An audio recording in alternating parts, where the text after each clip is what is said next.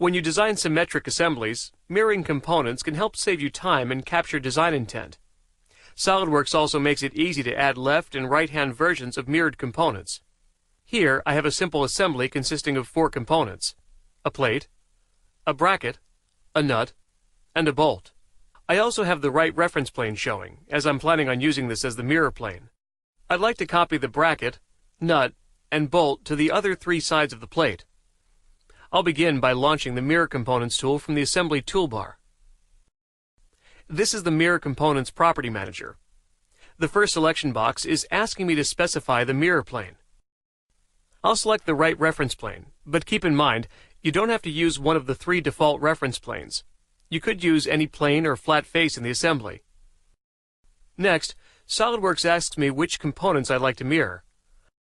I'll select the bracket, nut, and bolt in the graphics area, and you can see they've been added to the list in the Property Manager. I'll click the next arrow to move on. The next step here is to orient the mirrored components. You can see from the preview in the graphics area, if I were to simply click the green check and finish the command now, the bracket would not be properly aligned with the plate. To orient a component, I'll first highlight it in the selection box, and then use the arrows to toggle through the different orientations. You can see from the preview that none of these possible orientations correctly aligns the bracket with the plate. This is because we need to create an opposite hand version of the bracket. To do this, I'll click the Create Opposite Hand Version icon. When I do, you can see the preview update, and the bracket is now properly aligned.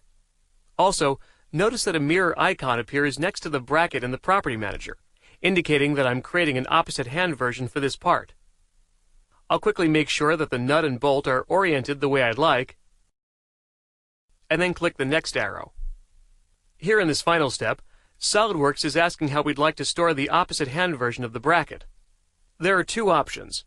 We can either create a derived configuration that's stored with our original bracket file, or create a new part file for the mirrored bracket.